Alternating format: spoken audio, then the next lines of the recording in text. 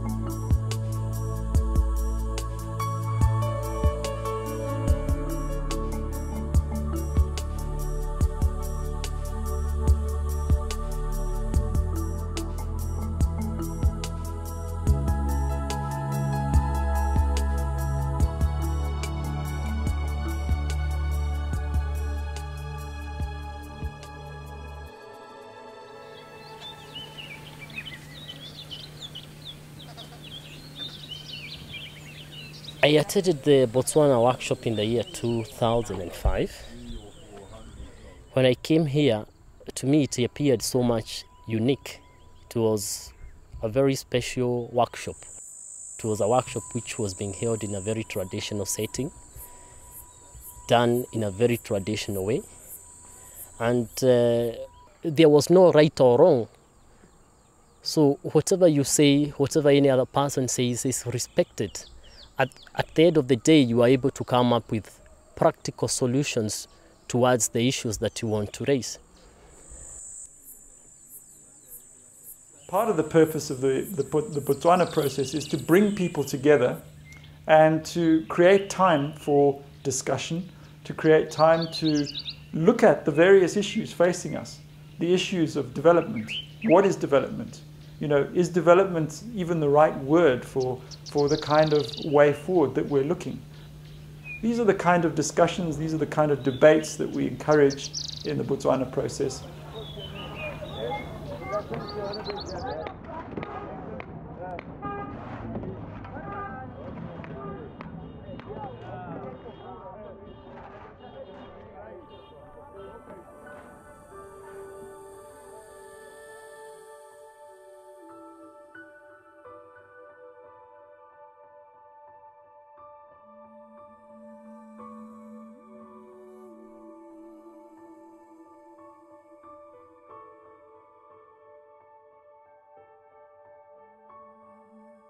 I've been in development work for quite some time, and I remember when I came out of school, I was an agriculturist, I was trained in agriculture, and I came back into development work very excited, thinking I could change the whole farming system.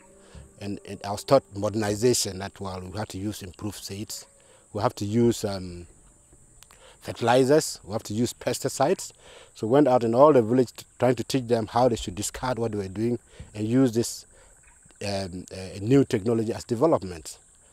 But after 20 years, I went back to some of the villages. What I found was that either they were west off, or maybe just as where they were before I left.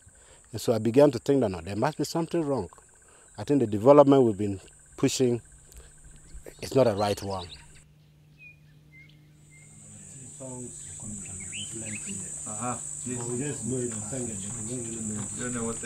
Even the workshop setting is quite different. It's not like the conferences that we are used to attending where you are arranged in rows and columns. You have a speaker there coming with presentations, PowerPoint presentations. Here everything is quite relaxed, and then you are able even to speak out your mind quite clearly. My country, we use groups. When we bring people into this particular context, the process is fundamentally to re-look at this relationship with the natural world.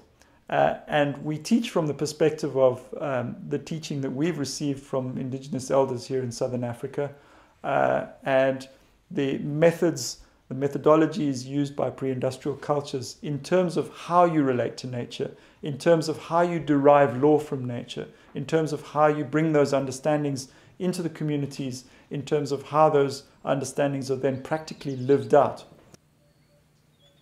What you'll notice if you go out and look at what I broadly refer to here as pre-industrial or primal cultures, you'll find that one of the key components with all these cultures is that they have an inextricable relationship with the natural world and with effectively all that exists. They have a cosmology that includes everything, and they see themselves as a part of that rather than the custodians of it as we see ourselves in Western industrialized culture. They see the rest of the planet as those with whom we share the planet.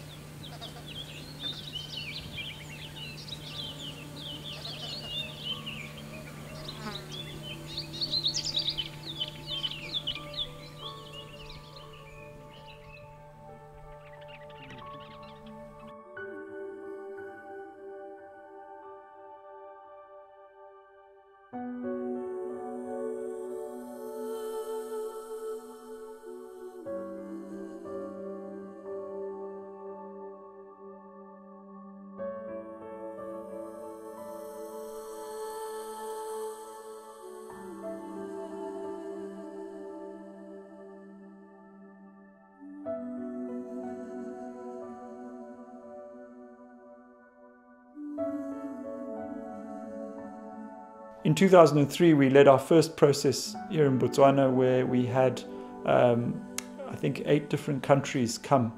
They then went back to their communities and began working with elders in their communities and establishing similar ways of working in their countries based on the indigenous traditions of those particular countries.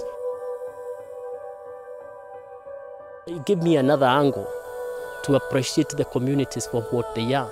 That whenever I'm going to the communities, I should not go there to dictate to them or just to take issues to them. I should listen to them. And as we have dialogues and discussions with them, we come up with the mechanisms on how we are supposed to move forward. It also gave me the zeal to go back to my community, to interact with my relatives, to interact with my elders, to learn more about who I am. Because I realized before then I really did not understand who I am, where I had come from. The education system I had gone through had actually changed me a lot. It had actually trained me to move out of my community, to go and look for a job somewhere else. But what I realized is that I have a purpose within the community that I come from. I need to go and connect with my people, with my ancestors, to go and also listen to the elders, understand myself fully. Where do I come from? Who am I?